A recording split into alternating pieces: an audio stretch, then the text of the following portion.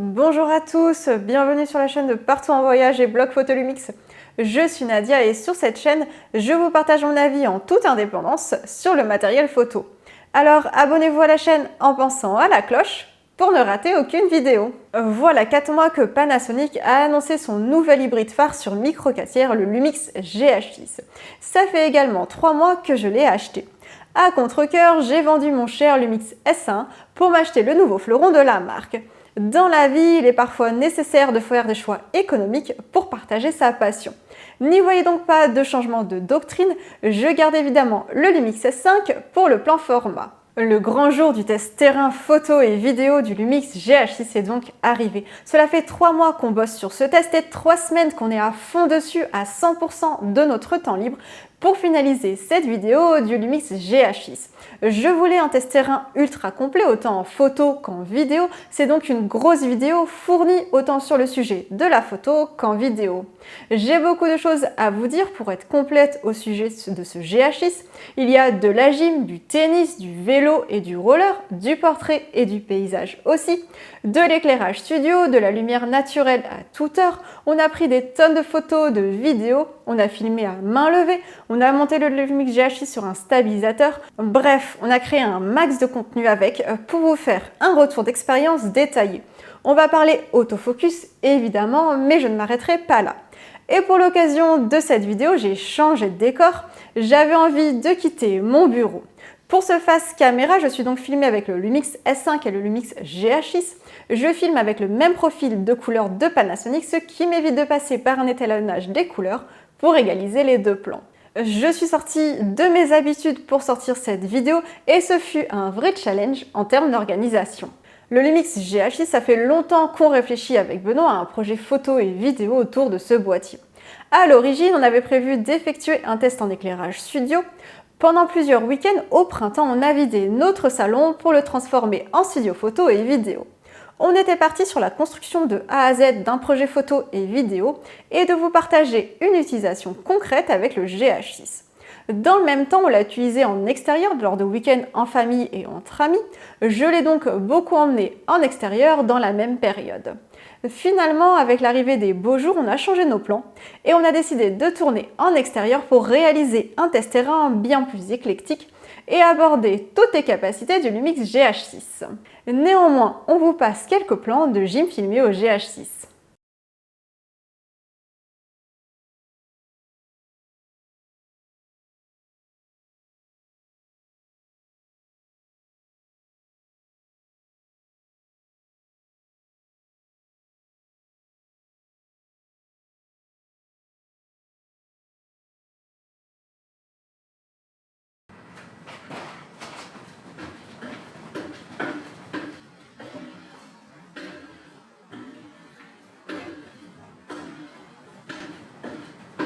Cela fait donc plus de 3 mois que j'utilise le Lumix GH6 tant en vidéo qu'en photo de manière intensive. Sur YouTube, je vous avais partagé mon ressenti rapide suite à un séjour d'une semaine au ski durant lequel ce GH6 m'avait servi de caméra. À chaud, vous aviez pu ressentir mon enthousiasme ainsi que celui de Benoît. 3 mois plus tard, c'est un test terrain bien plus fourni en photo comme en vidéo que je vous propose ici, avec l'enthousiasme toujours intact. Vous allez voir, ce Lumix GH6 me sert donc autant de caméra que d'appareil photo, et comme je suis plutôt photographe que vidéaste, je serai évidemment tatillonne sur ce point aussi. Depuis le ski, le Lumix GH6 est ma caméra pour YouTube autant que pour mes souvenirs de famille ou pour d'autres projets. Et vous le savez peut-être, les souvenirs de famille, j'y attache énormément d'importance. C'est ma top priorité et je ne lésine pas sur la qualité sur ce sujet. Le Lumix GH6 est aussi mon appareil photo tout-terrain, tant pour sa fiabilité que pour son ergonomie. Enfin, pour finaliser ce test terrain, ces dernières semaines, je l'ai emmené dans Lyon pour des photos comme des vidéos de paysages et de portraits. Benoît a aussi filmé avec alors qu'il était en roller et moi en vélo. En tout, ce sont plus de 12 000 photos et des centaines de vidéos qui ont été prises avec. Bref, c'est un test très éclectique et un vrai retour d'expérience suite à 3 mois d'usage intensif du Lumix GH6. Un sacré boulot qui a occupé week-end et soirée de toute la famille. Je fais une petite aparté pour vous faire savoir que vous pouvez me soutenir en achetant votre matériel photo via les liens en description. Cela ne vous coûtera rien mais permettra de me soutenir dans la création de contenu pour les blogs et la chaîne en toute indépendance. Je vais commencer par son ergonomie que j'ai déjà bien présentée sur YouTube, sauf qu'au bout de 3 mois, mon Lumix GH6, je le connais sur les bouts des doigts. Je connais tous ses atouts autant que ses quelques défauts. Je l'ai autant fixé avec son objectif kit, le Leica 12-60 mm f2.8 4.0, qu'un tout petit objectif peu cher, le Lumix 25 mm f1.7, ou encore comme ici le Leica 42,5 f1.2 qui est un très bel objectif haut de gamme. Après ces 3 mois, je ne peux que confirmer l'excellente prise en main du Lumix GH6.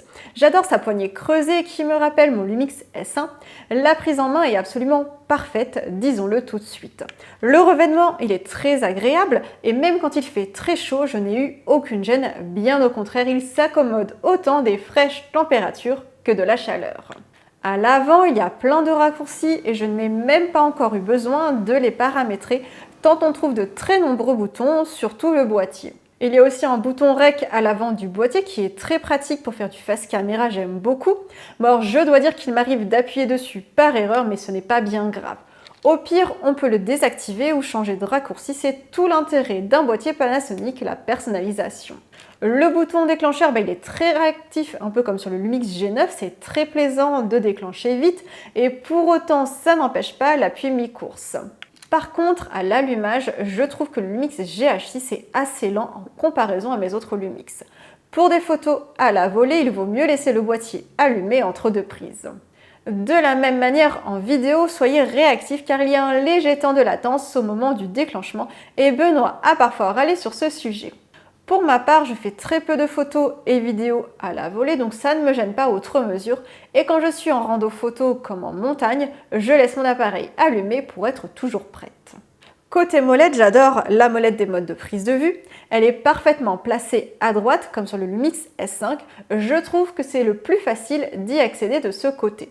On peut la verrouiller comme la déverrouiller et dans ce cas-là, elle se tourne très facilement.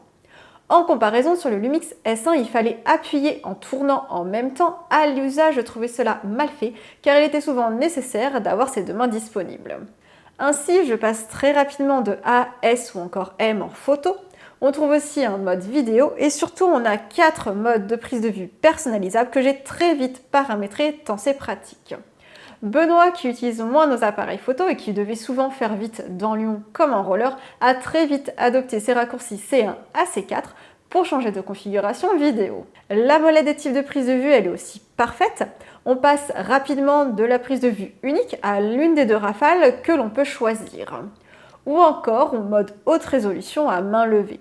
De même, on trouve le retardateur ou encore la fonction timelapse.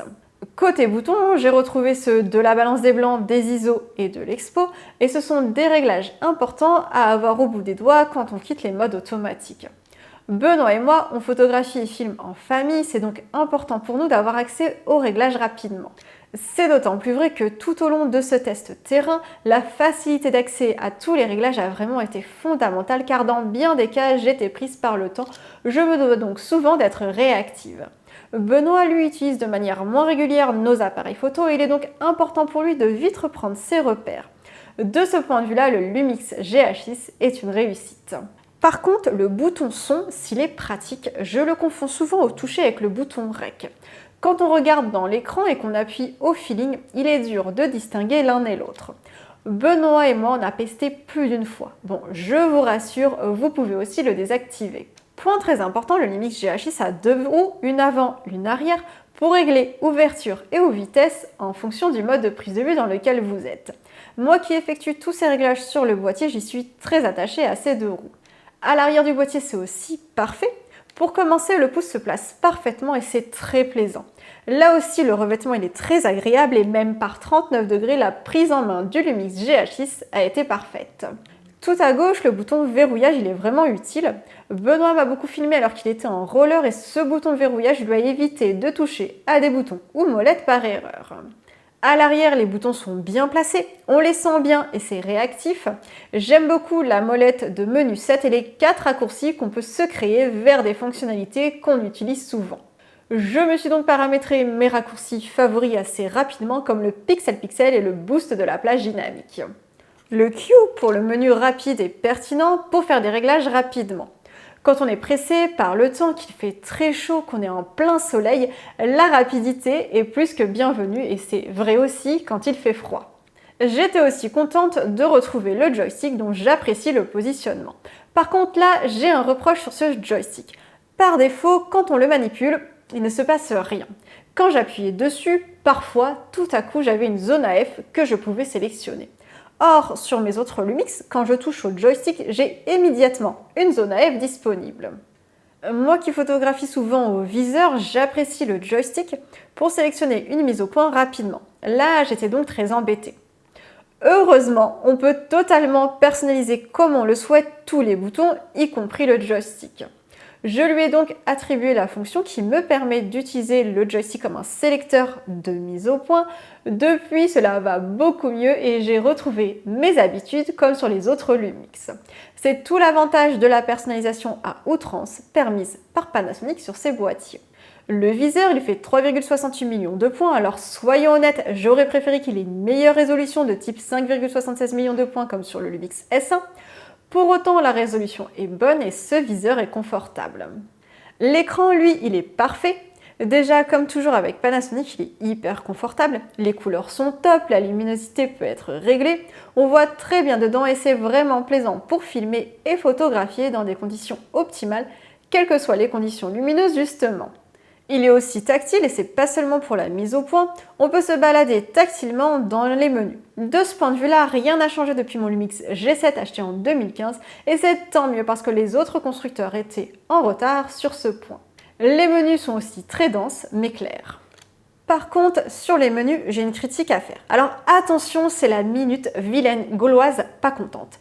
Les menus, ils sont évidemment en français mais pas complètement. Par exemple, pour activer ou désactiver une fonction, il faudra choisir entre on ou off. Alors que dans les autres boîtiers Lumix, c'est oui ou non. Parfois, il y a aussi un set qui se promène au lieu de reg pour réglage.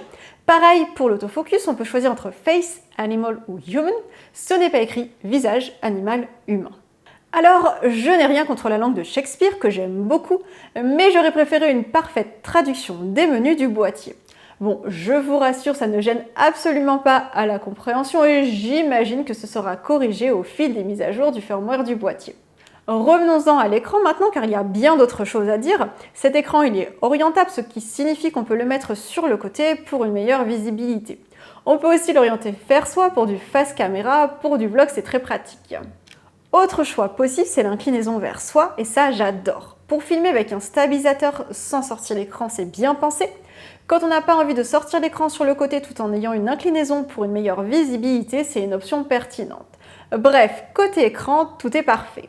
Autre point positif, à l'arrière comme à l'avant, un voyant rouge s'allume quand on filme et ça j'adore. Quand je me filme en face caméra, j'ai un voyant pour savoir que la vidéo est bien enclenchée. Quand Benoît me filmait alors qu'il était en roller et moi à vélo, on ne pouvait pas toujours communiquer. J'avais alors un visuel pour savoir si l'enregistrement était en cours. Franchement, pour de la vidéo sur le terrain, c'est vraiment pertinent. Et si cela vous gêne, vous pouvez désactiver ce voyant. Autre voyant que j'apprécie, c'est celui qui indique que l'appareil est allumé.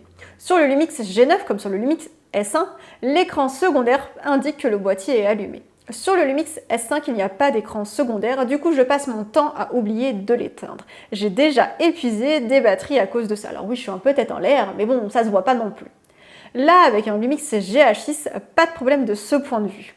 Le Lumix GH6, il est juste parfait sur la prise en main. C'est robuste, c'est fiable. Benoît a filmé avec, notamment en roller, avec son stabilisateur, il a juste adoré.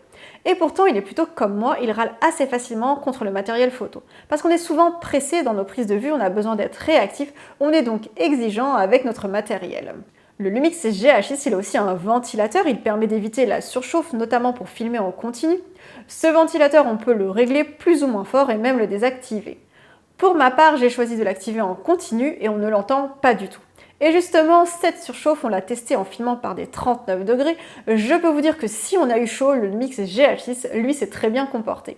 Même en filmant en C4K 60 images par seconde en 4.2 10 bits et en C4K 120 images par seconde en 4.2 10 bits avec un stabilisateur et un moniteur externe branché en pleine canicule, il n'a pas surchauffé. Et pourtant, je suis restée longtemps au soleil, j'ai même pris des coups de soleil, moi de mon côté.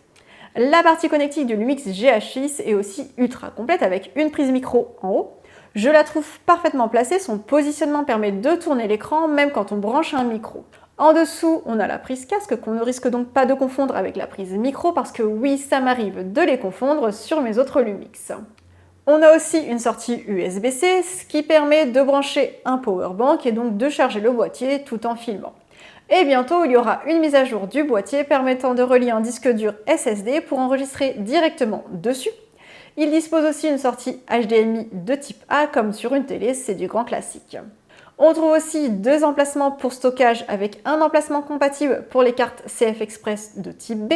C'est le must pour profiter au maximum des performances du Lumix GH6 en photo comme en vidéo. L'autre slot est compatible avec les cartes SD y compris UHS 2, c'est conforme aux boîtiers les plus performants du moment. Enfin, la batterie compatible est la même que sur le Lumix S5 ou encore le GH5 Mark II, et vous pouvez aussi insérer la batterie du G9 ou du GH5 avec une moins bonne autonomie. Si vous possédez donc un G9, un GH5 ou un S5, vous pourrez mutualiser vos batteries. Au début, cette batterie, j'étais partie pour râler à son sujet. Oh oui, vous allez dire, mais quelle râleuse celle-ci! Cette batterie, je la trouvais moins performante que sur mon Lumix S5 alors que c'est la même batterie. Mais finalement, en modifiant le taux de rafraîchissement de l'écran, l'autonomie s'est grandement améliorée. Grosso modo, elle tient une demi-journée à prendre des photos et filmer. Ce n'est pas une batterie aux performances incroyables, mais c'est conforme à ce que j'ai l'habitude sur mes Lumix. De toute façon, je vous conseille d'avoir toujours deux batteries. Dans notre cas, nous avons 3 batteries, ce qui est plus sécurisant pour une journée de tournage. Comme je m'y attendais donc, le Lumix GH6 est juste parfait et en plus il est résistant à la poussière et à l'humidité. Je confirme pour la partie poussière car il a résisté à la magnésie lors des séances de gym de Benoît. Je n'ai eu aucune tache à déplorer sur le capteur alors qu'on a eu de la magnésie partout sur nos meubles. Et en plus, il a une fonction nettoyage capteur. C'est robuste, c'est fiable, c'est pourquoi Benoît n'hésite pas à skier ou à faire du roller avec notre GH6 pour filmer. Voilà pour la prise en main, c'est long mais c'est un point important à mes yeux.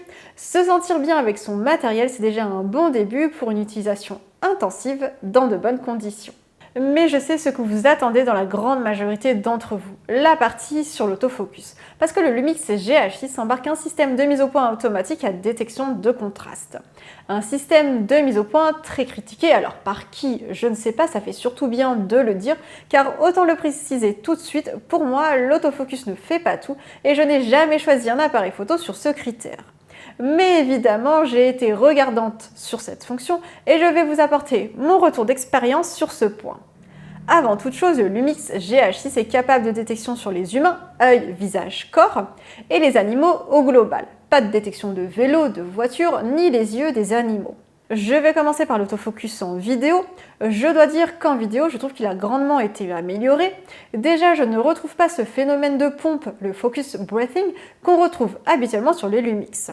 On a filmé avec le Lumix GH6 le spectacle de gym de notre fils au milieu de beaucoup d'enfants et on n'a eu à aucun moment ce focus breathing alors même qu'il y avait de quoi chercher le focus parmi tous ces petits sujets en mouvement constant. En portrait, l'autofocus est aussi fiable, y compris avec une grande ouverture de f1.2 que j'ai utilisé avec le Leica 42,5 f1.2. J'ai fait un petit test pour vous montrer, c'est plutôt pas mal en termes de réactivité, étant précisé que j'avais laissé les réglages de focus par défaut.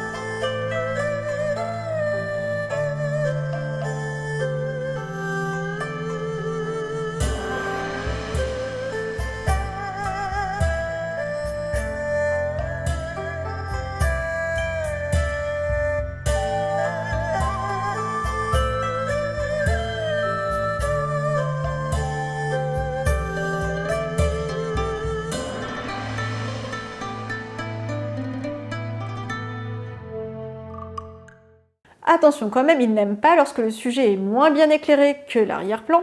Il n'aime pas non plus les contre-jours. Mais avec de bonnes conditions de lumière, on peut voir qu'il m'accroche bien. L'autofocus capte aussi super bien mon fils. Quand on a fait nos pré-tests à l'appartement avec le Leica 42,5 f1.2, à f1.2, j'ai eu un meilleur comportement sur mon fils que lorsque je suis filmée. Bon, je vous l'accorde, le portrait ce n'est pas l'exercice le plus difficile.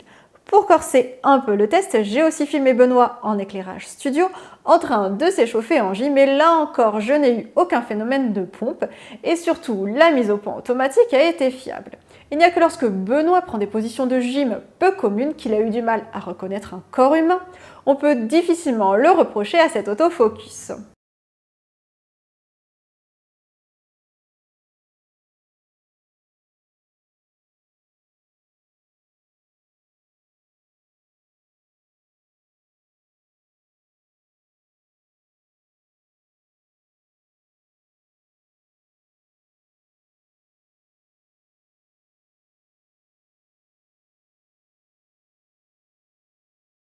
Comme je n'avais pas envie d'en rester là, j'ai aussi demandé à mon fils de monter sur son vélo pour se prêter au jeu de la mise au point automatique en vidéo.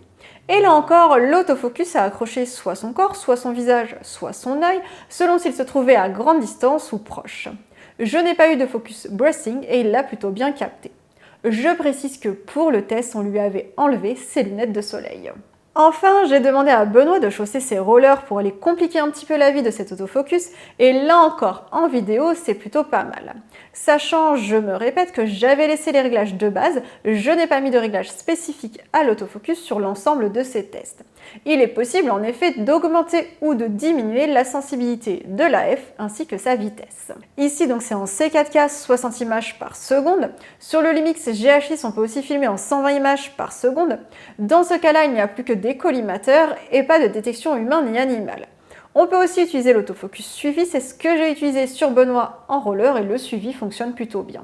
Bien sûr, il faut que le sujet soit déjà dans le cadre pour l'accrocher, et en gros en ouverture de f1.2, ce n'est pas fiable à 100%. J'ai dû appuyer sur le déclencheur à mi-course une ou deux fois pour récupérer Benoît, sachant que j'étais en condition de basse lumière. Pour autant, avec l'objectif Leica 12-60 mm f2.8 4.0, on a tout à fait pu filmer en C4K 120 images par seconde, en conditions réelles, sans problème de mise au point. Dernier test est sur la basse lumière. On est allé dans le parking de notre résidence pour tester la mise au point automatique en basse lumière. En basse lumière, le Lumix GH6 est capable de détection jusqu'à -4 IL. La basse lumière, ce n'est donc déjà pas sur le papier le point fort de ce boîtier. Je l'ai donc testé avec une grande ouverture de f1.2, c'est une ouverture très exigeante, et Benoît était en plus en roller. Vous pourrez voir à l'image que s'il l'accroche bien, il a tout de même du mal à le suivre. C'est d'autant plus vrai quand Benoît est mal éclairé. Comme je m'y attendais, la basse lumière n'est pas le fort du GH6, étant précisé qu'il n'y a aucun éclairage sur cette scène, à part un néon derrière moi. Pour être parfaitement complète sur l'autofocus, le Lumix GH6 est également capable de détection animale. Dans ce cas, il détecte le corps de l'animal mais pas les yeux. Quand on veut être précis pour du portrait d'animaux à très grande ouverture, il faut donc être attentif à sa mise au point. C'est pour cela que le joystick est utile. Pour la détection animale, j'ai fait appel à Boubou, notre chat, qui lui aussi a participé à ce test terrain. Sauf que Boubou, ces dernières semaines, il a chaud. Il n'a pas très envie de bouger et dort beaucoup. J'ai quand même effectué quelques prises pour vous illustrer la manière dont l'autofocus se matérialise. Là encore, je l'ai filmé avec le Leica 42,5 f1.2 à grande ouverture de f1.2 car j'adore effectuer de beaux portraits de notre matou. Voilà pour la partie autofocus vidéo. Et évidemment, je l'ai aussi testé cet autofocus en photo qui est mon utilisation première. En photo, en portrait, c'est aussi fiable.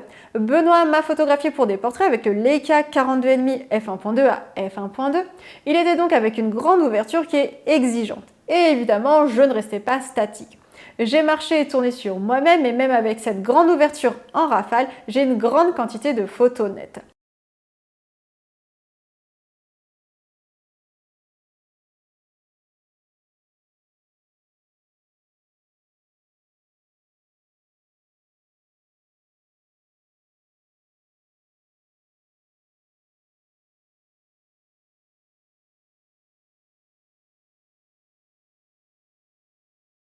Pour vous donner un exemple en rafale à f1.2, j'ai 90% de photos nettes sur une série de 250 photos.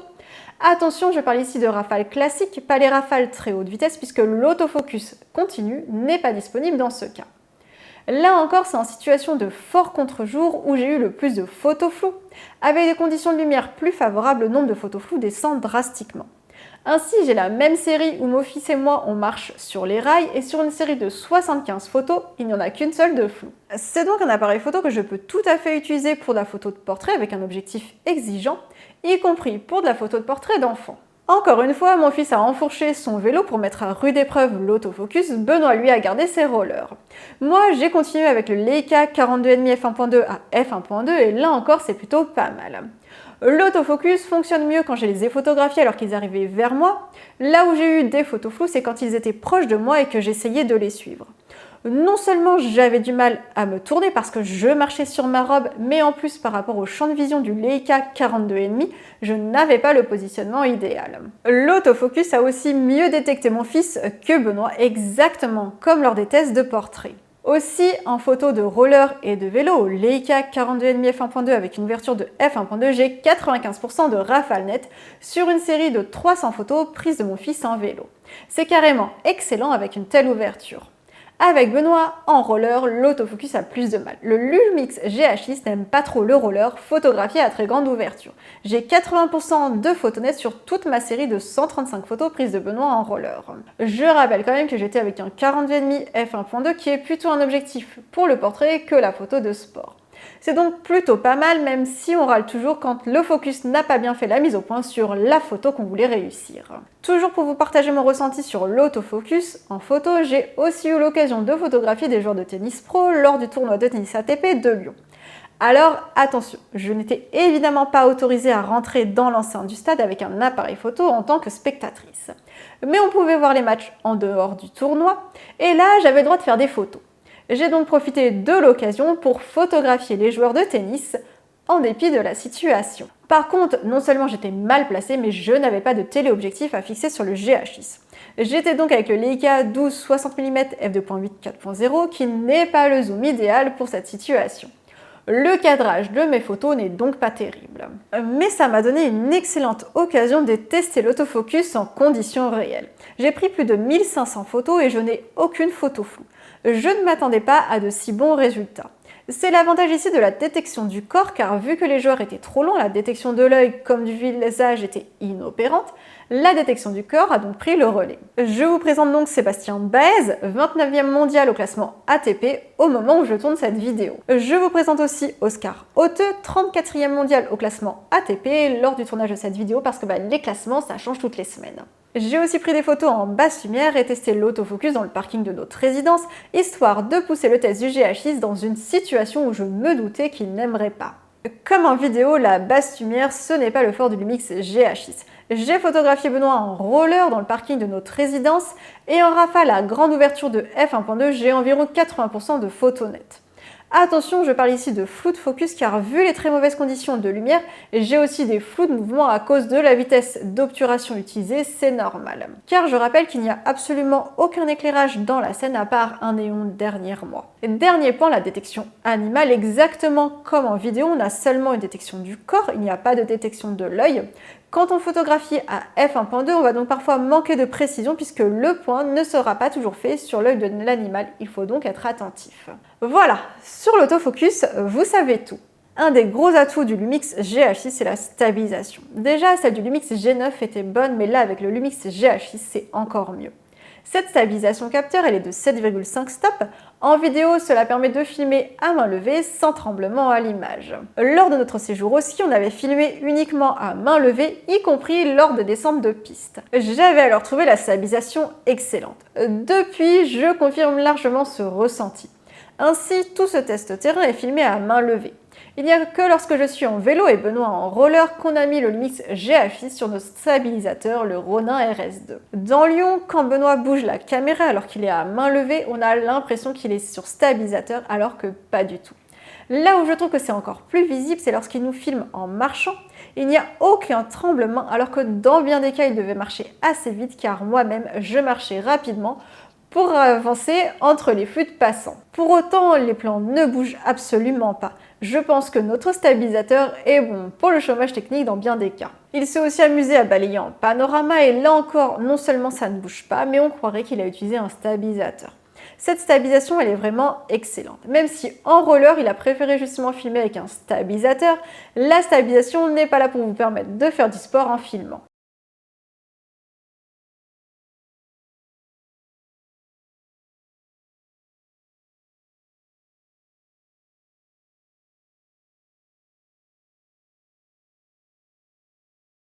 En photo aussi, la stabilisation est plus que bienvenue. Cela permet de photographier à main levée avec un téléobjectif et aussi on va pouvoir faire des poses longues sans trépied. Je dois dire qu'avec mes Lumix, je n'ai jamais de trépied, hormis pour l'astrophoto. Alors là encore, je me suis amusée à faire des poses longues à main levée. Et de ce point de vue-là, je dois dire que le résultat m'a bluffé. Dans notre parking, j'avais donc fixé encore ce Leica 42,5 f1.2 qui est stabilisé également. Ainsi, j'ai pu facilement prendre des photos à main levée à 1 seconde, sachant que 42,5 c'est quand même une longue focale. J'ai aussi testé à 2 secondes et 3 secondes et dans ce cas-là, j'ai pris soin de bloquer ma respiration du mieux que j'ai pu et j'ai eu des photos nettes. Je ne dis pas que je ferai de l'astrophoto à main levée, mais pour de la pose longue sans trépied, en mode léger, que ce soit pour la photo d'architecture, de riz ou de paysage, c'est un sacré encombrement en moins. Ainsi, cela donne beaucoup de liberté. Je savais que la stabilisation des boîtiers Lumix était efficace, mais là, on atteint encore un niveau au-dessus. Tous ces aspects techniques sont évidemment importants dans le choix d'un appareil photo. Pour autant, à mon avis, la photo comme la vidéo, c'est tout autre chose. Moi, ce que j'attends d'un appareil photo comme d'une caméra, c'est une belle qualité d'image. Je veux des prises de vue qui m'émeuvent, qui me touchent, qui dureront longtemps dans ma mémoire. Ce que j'attends donc d'un Lumix GH6, c'est une belle qualité d'image en photo comme en vidéo. Et de ce point de vue-là, la beauté de l'image en vidéo qui m'avait sauté aux yeux lors des premiers essais au ski a été confirmée.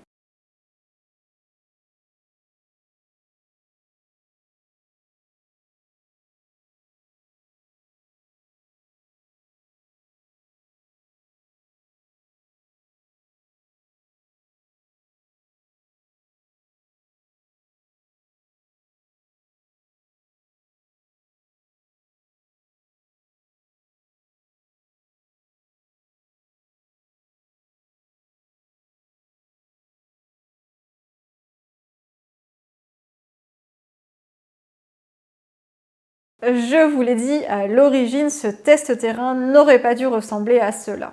Au début, cette vidéo aurait dû être tournée dans notre salon, vidée et transformée en studio photo et vidéo. C'est ce qu'on avait commencé à tourner sur plusieurs week-ends. Dans la même période, on a passé des week-ends en famille, entre amis, et à ces occasions, j'ai emmené le Lumix GH6. Quand j'ai vu la beauté des photos prises, leur rendu en effectuant des tirages A3, j'ai changé de cap.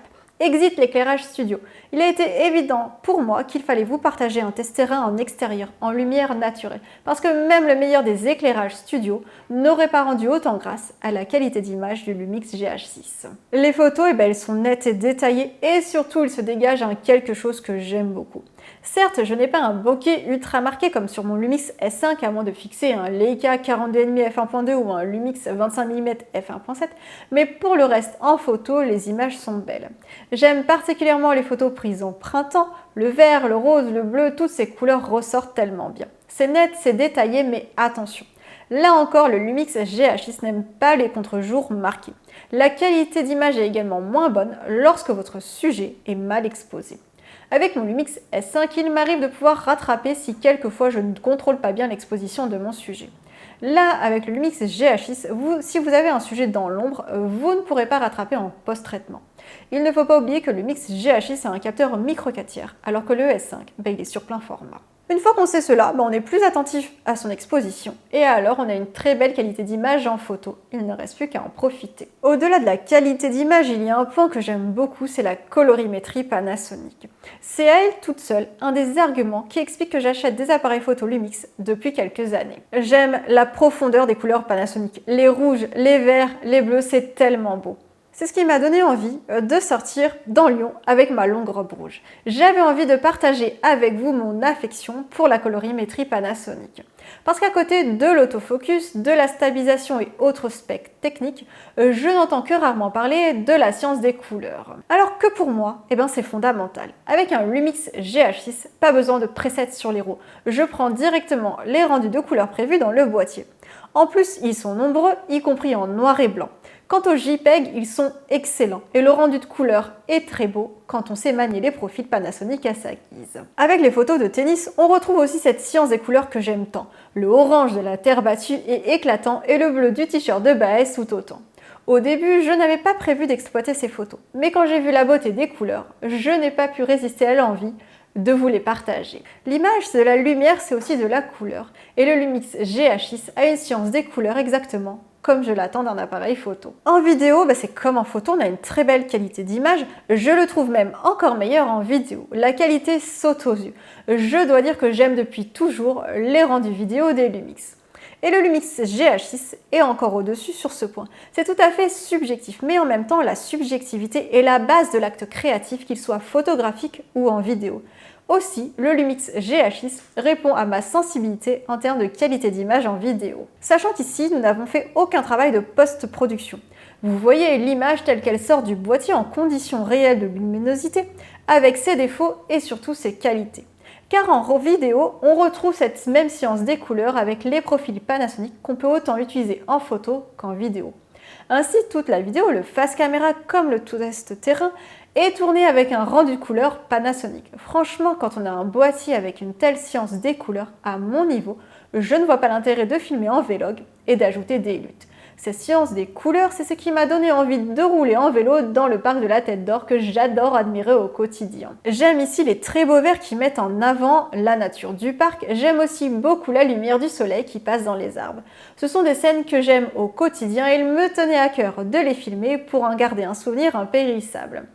Avec mon fils en vélo qui est habillé de manière colorée, on se rend bien compte aussi de la colorimétrie. C'est beau et le Lumix GH6 sublime ces lieux que j'aime tant.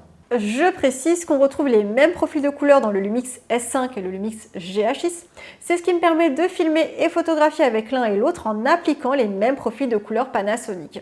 Je n'ai pas de colorimétrie différente entre l'un et l'autre, ce qui apporte beaucoup de cohérence à mes séances photos comme à mes tournages.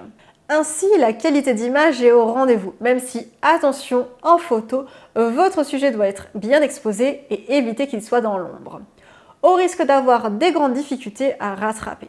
Pour le reste, en photo comme en vidéo, c'est très beau avec une superbe colorimétrie, encore plus belle qu'avant. En plus de la qualité d'image, il y a un autre point que je regarde avec attention, c'est la montée en ISO.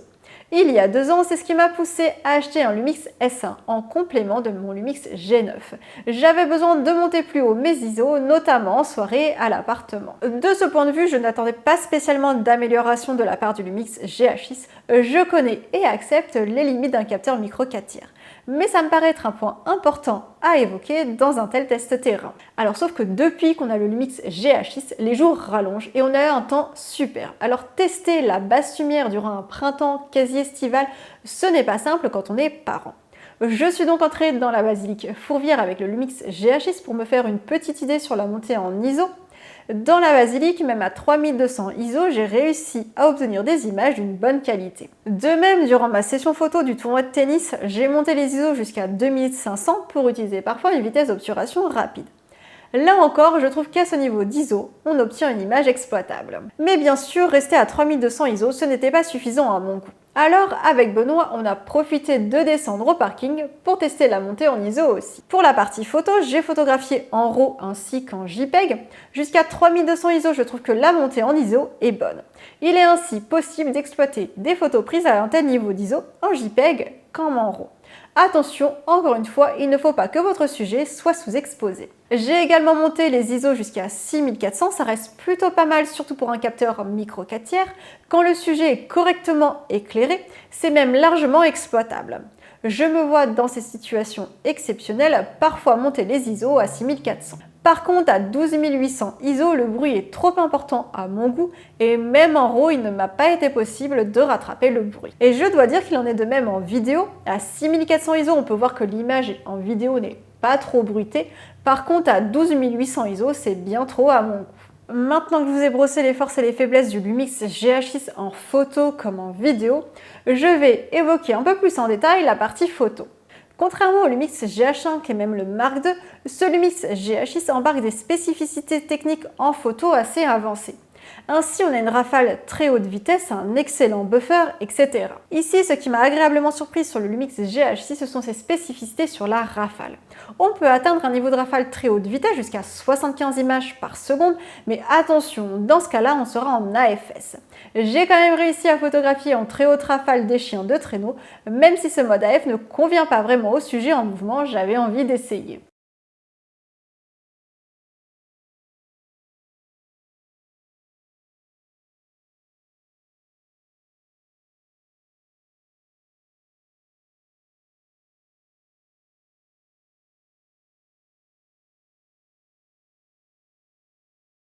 Cette très haute rafale, je l'ai aussi testée lors du tournoi de tennis ATP.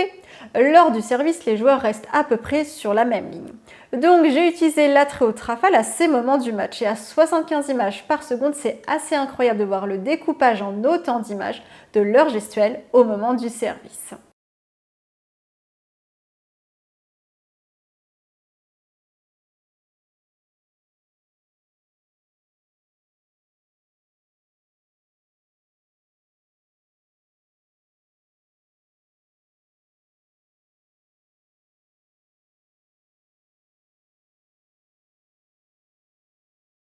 On peut aussi utiliser la rafale très haute vitesse pour faire des photos amusantes. Si vous voulez photographier en AFC en rafale, et bien dans ce cas-là, vous aurez une cadence de 8 images par seconde. C'est un peu faible, mais j'ai quand même pu photographier les joueurs durant leurs échanges. Et j'ai aussi photographié Benoît en roller ainsi que mon fils en vélo avec cette rafale de 8 images par seconde. En dehors de la rafale, il y a un point que j'aime beaucoup avec le Lumix GH6, c'est son excellent buffer. Sa mémoire tampon, elle est de 200 RAW ou JPEG quand on est en rafale très haute vitesse, c'est-à-dire 20, 60 ou 75 images par seconde. En rafale classique, on a une mémoire tampon de 65 RAW avec une carte CF Express de type B. Alors, à 75 images par seconde à très haute vitesse, on arrive aux limites du buffer en 2 secondes. C'est largement suffisant pour photographier le service des joueurs de tennis. De toute façon, sinon, ça fait énormément de photos à trier et à traiter. De plus, moi qui photographie énormément en bracketing, j'apprécie particulièrement ce buffer véloce. Je dois dire que ça change le Lumix S5 qui me fait souvent pester pour son buffer trop juste. D'ailleurs, durant ce test terrain, Benoît s'est servi du Lumix S5 pour me photographier. C'était alors que j'avais le Lumix GH6 sur un stabilisateur avec un Ninja d'Atomos et que je filmais notre fils à vélo.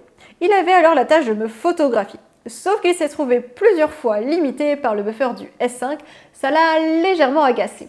La mémoire tampon du Lumix GH6 nous facilite donc très grandement la vie en rafale comme en bracketing, une fonction que j'apprécie particulièrement. Utilisée de manière intelligente en photo de sport ou animalière, la rafale très haute vitesse est la bienvenue autant que la rafale classique. C'est d'autant plus vrai que le Lumix GH6 dispose d'une vitesse d'obturation allant jusqu'à 1 sur 32 millièmes de seconde en mode électronique. C'est exactement comme sur le Lumix G9. En comparaison, même si ce n'est pas le but ici, le Lumix S1 et le Lumix S5 ne vont que jusqu'à 1 sur 8000. Et surtout, le rolling shutter est excellent. Un mauvais rolling shutter entraîne des déformations quand on photographie avec des vitesses rapides. Ainsi, sur mes photos du tournoi de tennis ATP prises avec le Lumix S5, vous pouvez voir des images où raquettes et balles sont complètement déformées, c'est dû au rolling shutter. Au contraire, sur mes 1500 photos prises avec le Lumix GH6 de ce tournoi de tennis, je n'ai jamais eu de rolling shutter. Le Lumix GH6 me paraît donc excellent sur ce point. Autre fonctionnalité que j'aime beaucoup, c'est le mode haute résolution. Comme sur le Lumix G9, le S1 ou encore le S5, avec le GH6, on trouve la possibilité d'augmenter la résolution de vos images. Ainsi, sur le GH6, on peut photographier en 50 ou 100 millions de pixels, c'est le mode haute résolution. Et ici, il y a une très grande nouveauté sur le Lumix GH6, on peut photographier en haute résolution à main levée. Cette fonction haute résolution, elle n'existait pas sur le GH5 et pas non plus sur le Mark II. Comme je vous disais, on le trouve sur le G9, le S1 ou encore le S5, mais dans ce cas, il faut se mettre sur trépied. Ici, plus besoin. D'ailleurs, j'avais photographié la Lune en haute résolution à la montagne et c'est incroyable de la voir en 100 millions de pixels. Un joli rendez-vous au petit matin avant d'aller skier. Attention, il faut évidemment soigner votre prise en main. Vous devez avoir une position stable pour éviter les flous de bouger en mode haute résolution. Par ailleurs, le mode haute résolution peut être utilisé uniquement pour des sujets immobiles, tel un paysage. J'ai quand même essayé un portrait en mode haute résolution, mais évidemment, en tant que sujet, je n'ai pas bougé. Je ne reviens évidemment pas sur la colorimétrie, mais je rappelle seulement qu'on peut appliquer plusieurs types de profils de couleurs en fonction de ses préférences, y compris 4 profils de noir et blanc. Dernier point sur la partie photo, je suis ravie d'avoir retrouvé les nombreuses fonctions bracketing que j'adore dans mes appareils photo Lumix.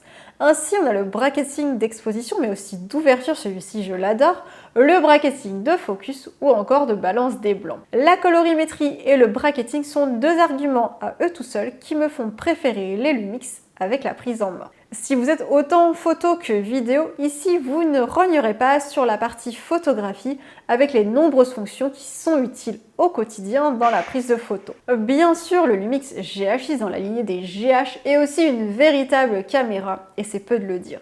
Sur la partie vidéo, c'est un des appareils photo les plus avancés du marché. Rien qu'à la liste des formats et des cadences d'image disponibles, on comprend que ce n'est pas un simple appareil photo qu'on a entre les mains. Ainsi, il est possible de filmer en 4K et même en C4K, 60 images par seconde, sans recadrage par rapport au S1 et au S5. Ça simplifie largement les prises de vue, cette absence de recadrage. Je ne compte plus en effet le nombre de fois où je n'ai pas un champ de vision assez large, même avec un ultra grand angle, à cause du recadrage des Lumix S.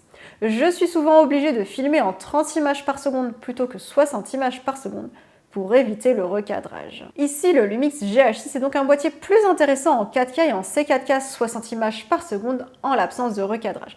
Mais bien sûr, ses atouts en vidéo ne s'arrêtent pas là.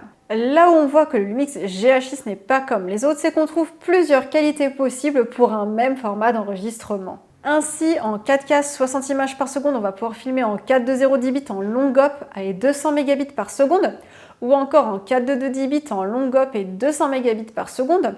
On peut aussi filmer toujours en 4K 60 images par seconde en 422 10 bits en All Intra et 600 mégabits par seconde, et également en 422 10 bits en All Intra et 800 mégabits par seconde. Évidemment, plus la qualité est grande, plus il y a d'informations captées et plus la taille des fichiers est importante, je vais y revenir. De même, en C4K 60 images par seconde, on va pouvoir filmer en 420 10 bits en long hop et 200 mégabits par seconde. On va aussi pouvoir filmer en 422 10 bits en long hop et 200 mégabits par seconde. D'ailleurs, c'est la qualité d'enregistrement dans laquelle nous avons filmé. On peut aussi filmer en 422 10 bits en low intra et 600 mégabits par seconde et en 422 10 bits en all intra et 800 mégabits par seconde. Et c'est pareil en 24, 25 ou encore 30 images par seconde. Bon, c'est bien gentil, mais toutes ces informations, qu'est-ce que ça a comme incidence? Filmer en 10 bits plutôt qu'en 8 bits offre une meilleure richesse de couleurs. Ainsi, en 8 bits, on aura seulement 16 millions de couleurs, contre 1 milliard de couleurs en 10 bits, ça fait une sacrée différence. Entre 420 et 422, la différence va se jouer en pratique sur l'étalonnage des couleurs. On a plus de latitude en 422 10 bits pour rattraper les couleurs d'un plan. Il nous est justement arrivé d'avoir un ou deux plans surexposés par mégarde, et comme on a filmé tout le test terrain en C4K 60 images par seconde en 422 10 bits, on a pu relativement facilement rattraper la surexposition, alors que je pensais que les plans étaient bons à jeter. Allié à la science des couleurs Panasonic qui est excellente, ceci explique les superbes couleurs que l'on obtient avec les profils de couleurs intégrés au boîtier. Autre précision, on peut donc filmer en long hop ou all intra. Le long hop et le all intra sont deux formats de codec d'enregistrement vidéo au même titre que l'Apple ProRes. Pour faire simple, si vous filmez une scène simple, c'est-à-dire des plans avec peu d'éléments qui bougent dans l'image, vous préférez alors le long hop et vous aurez ainsi une taille de fichier contenue car la compression de l'image sera plus importante. La contrepartie, c'est qu'au moment du montage, il sera nécessaire d'avoir un ordinateur puissant pour gérer la décompression des images. En revanche, si vous filmez une scène complexe avec plein d'éléments mouvants dans l'image, comme les feuilles d'un arbre ou la mer par exemple, il vaut mieux sélectionner le All Intra pour avoir une plus grande finesse dans l'image, au prix malheureusement d'un fichier beaucoup plus volumineux. L'avantage du Lumix GH6, c'est qu'avec ces différents codecs, vous allez pouvoir l'adapter à vos besoins. En vidéo, le Lumix GH6 gère parfaitement les changements de lumière. Lorsque nous avons filmé alors que j'étais en vélo et Benoît était en roller, le GH6 sur stabilisateur au milieu des passants et autres vélos, Benoît avait autre chose à faire qu'effectuer des réglages toutes les 5 minutes. On a donc laissé le GH6 gérer, hormis les réglages de base évidemment. Or, au parc, nous avons eu de grandes variations de lumière en passant de zones lumineuses à des zones ombragées sans cesse.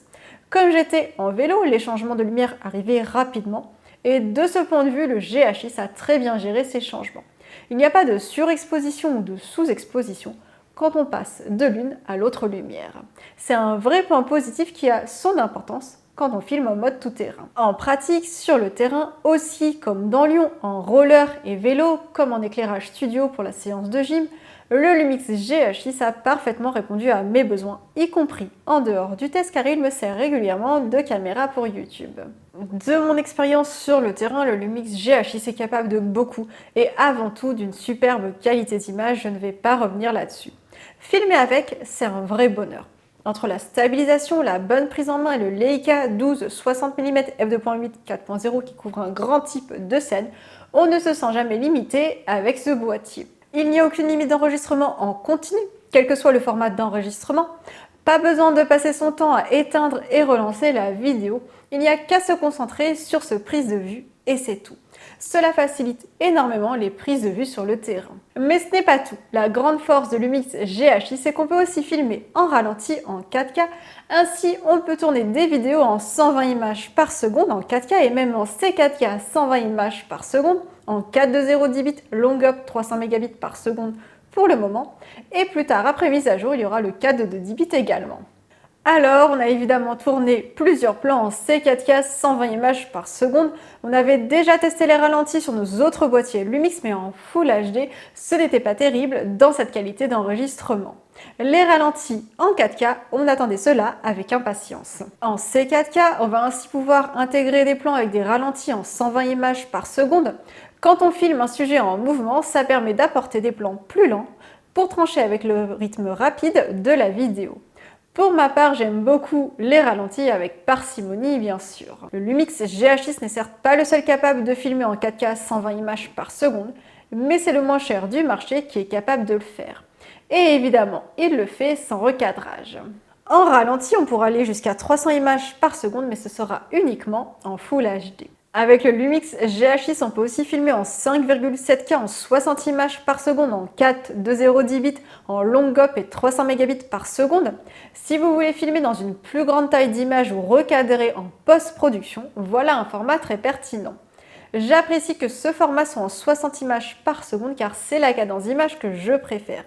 Il n'y a, je précise, aucun recadrage lors de la prise vidéo en 5,7K. Cette cadence d'image, elle est d'ailleurs idéale pour les sujets en mouvement pour un rendu plus fluide.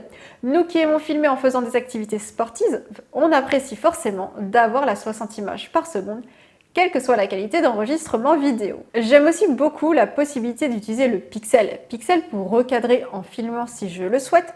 Plutôt que de recadrer en post-production, on peut ainsi recadrer au moment de filmer. C'est idéal si votre zoom est trop court ou si vous voulez effectuer un plan plus serré. Et justement, dans le parc de la Tête d'Or, nous avons fait un arrêt au zoo. Avec notre objectif Leica 12-60 mm, on était un peu juste pour filmer en gros plan un binturon qui dormait en haut d'un arbre. Alors on a utilisé le recadrage pixel-pixel pour augmenter la puissance du zoom. De même, lors de notre tournage dans Lyon, il y a une journée où la vue était parfaitement dégagée avec le Mont Blanc face à nous. Cette vue, c'est le bonheur. Le Mont Blanc en gros plan avec la tour In City, j'adore particulièrement. Et vu que mon zoom était trop court, j'ai utilisé pixel-pixel pour avoir le plan le plus serré possible. Avec le GH6, on a ainsi l'avantage du recadrage sans les inconvénients. Je précise aussi que je n'ai vu aucune différence de qualité en me mettant sur pixel-pixel. Pour être complète sur les qualités d'enregistrement, le Lumix GH6 est capable également de filmer au format anamorphique. On retrouve la 4K en 48, 50 et 60 images par seconde en 420 10 bits, long up en 300 mégabits par seconde, et l'anamorphique en 5,8K en 24, 25 et 30 images par seconde, en 420 10 bits en long up et 200 mégabits par seconde. L'anamorphique, c'est une spécificité de Lumix depuis l'avènement du Lumix GH4. Il faut dire que le capteur micro 4 tiers a un ratio qui est idéal pour ce format d'enregistrement. Les atouts de l'anamorphique, c'est un rendu cinéma prononcé avec une image très étirée. On aura aussi un bokeh ovale et non circulaire en anamorphique et une gestion du flair très spécifique. C'est un style qui donne un rendu totalement différent à vos vidéos. Je n'ai malheureusement pas d'objectif anamorphique, mais c'est évidemment un format qui me tente beaucoup. En plus, vous trouverez dans le Lumix GH6 des aides au tournage au format anamorphique. Quand je vous dis que c'est une véritable caméra avec des fonctions très poussées, vous voyez que je ne plaisantais pas. Et je rappelle que quel que soit le format d'enregistrement, on n'a aucune limite pour enregistrer en continu, et ça, c'est vraiment plaisant. Au niveau du type de fichier, on peut filmer en MP4 ou en MOV, c'est assez classique.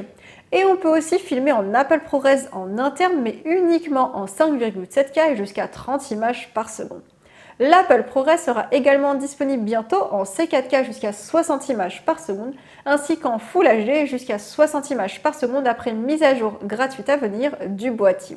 L'Apple ProRes, c'est un format d'enregistrement avec une très faible compression et une très haute qualité, ce qui permet un montage bien plus fluide sans transcodage. Attention, par contre, l'Apple ProRes est gourmand en stockage. On pourra aussi filmer en Apple ProRes RAW via un moniteur externe relié en HDMI, en 5,5K et en C4K jusqu'à 120 images par seconde et en anamorphique. En termes de profil de couleur, cette vidéo elle est tournée avec un profil de couleur Panasonic parce que vous aurez compris que j'aime la colorimétrie Lumix. Mais évidemment, on trouve un profil Vlog pour ceux qui effectuent l'étalonnage des couleurs en post-production. D'ailleurs, on peut insérer des luttes sur la carte et les visualiser directement dans le boîtier. Il y a aussi un profil HLG qui est un profil HDR compatible avec le format SDR. Ce profil est très utile quand on a des très grandes différences de lumière sur un même plan. Ainsi, là encore avec le binturong en haut dans son arbre, Benoît a filmé en HLG, ce qui permet de récupérer énormément de couleurs. La plage dynamique du Lumix GH6 elle est de 12 stops. Cette plage, on peut alors l'augmenter jusqu'à 13 stops avec la fonction Boost plage dynamique. Cette fonction, on peut l'utiliser avec tous les profils de couleurs. Moi qui ai tourné avec un profil paysage, j'ai donc pu l'utiliser quand j'ai eu de très fortes différences de lumière sur une même scène. Je précise par contre que dans ce cas-là, on est à 800 ISO. En pleine journée avec une forte luminosité, il vous faudra impérativement un filtre ND. En vidéo, ce GH6 c'est incroyable, c'est vraiment une caméra professionnelle. Et même si son gabarit vous semble imposant, en réalité, il n'en est rien. Au ski, en roller, comme en balade dans Lyon, on n'a pas du tout senti son poids. Et je peux vous dire que j'ai énormément marché avec le GH6 autour du cou, dans des chaussures pas du tout adaptées pour aller avec ma tenue. Et pourtant, j'ai adoré son format costaud mais compact. Et surtout, on a pu compter sur sa fiabilité par tous les temps.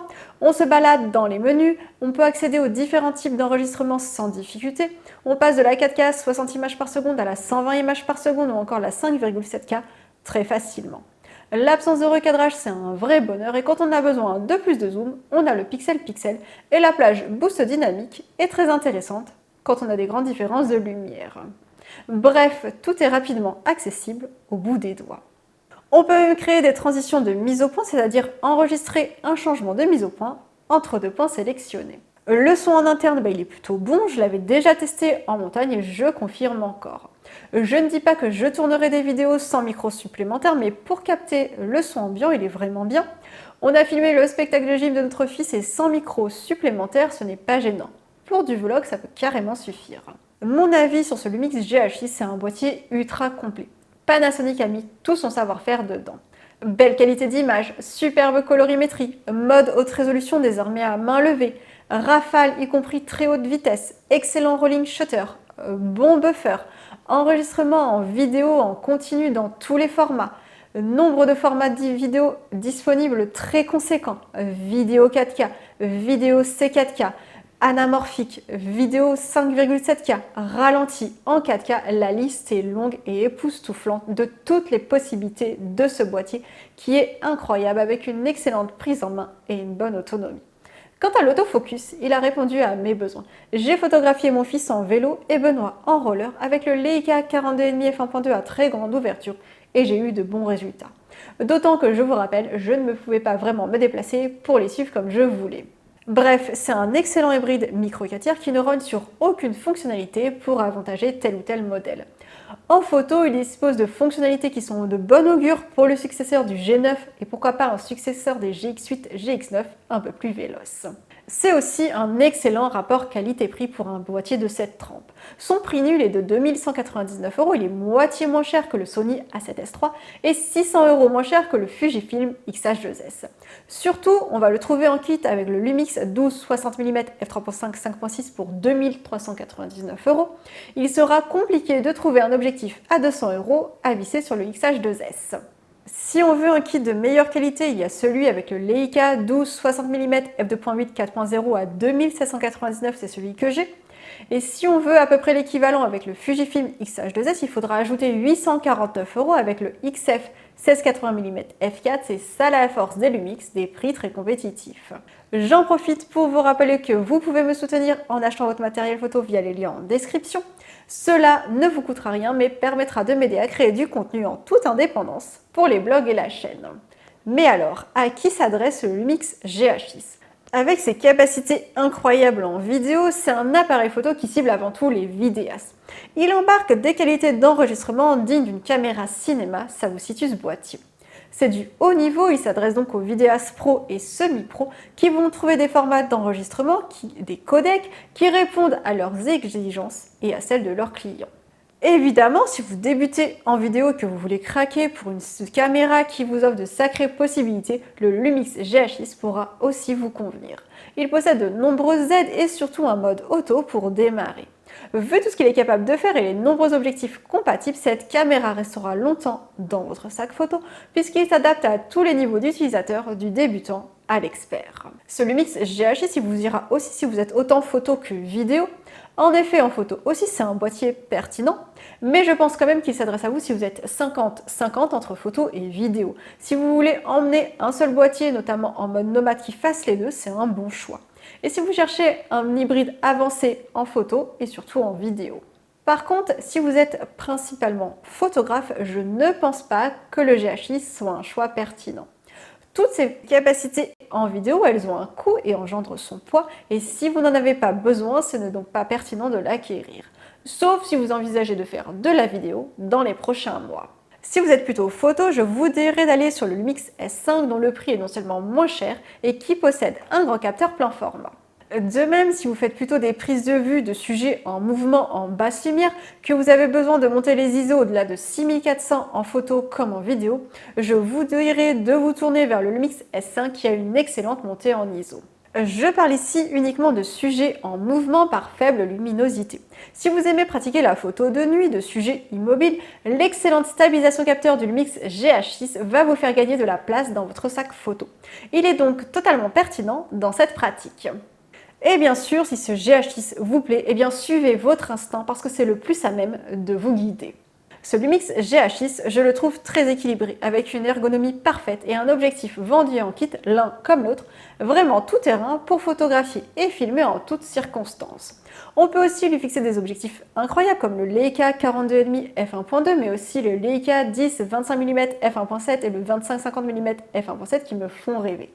Et l'avantage du micro 4 tiers, c'est qu'on trouve des objectifs à tous les prix.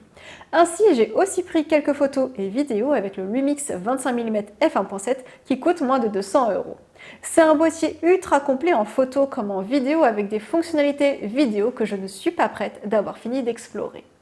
Bref, je ne regrette pas d'avoir dit au revoir au Lumix S1 et d'avoir cassé ma tirelire pour m'offrir le Lumix GH6. Cette vidéo est maintenant terminée, j'espère qu'elle vous aura plu. Je compte sur vous pour laisser un pouce vers le haut, vous abonner à la chaîne en pensant à la cloche ou encore laisser un commentaire. Quant à moi, je vous donne rendez-vous sur partouxenvoyage.com et blog-photo-lumix.com pour plus de contenu et je vous dis à bientôt.